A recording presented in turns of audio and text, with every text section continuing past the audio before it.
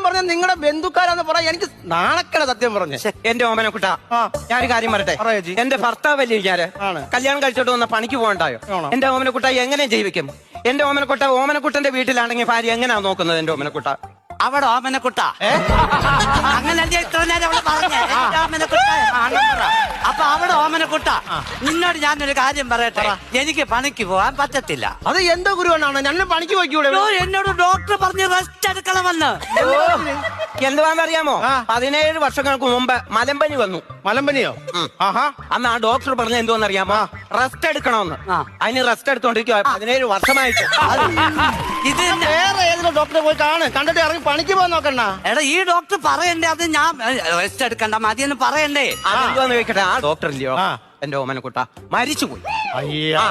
അതെന്റെ കുഴപ്പമാണോ? അപ്പൊ വേറെ ഡോക്ടറും പോയി കാണ്. അതെനിക്ക് വിശ്വാസം പോരാ. വ്യാജ ഡോക്ടറുള്ള കാലവാ.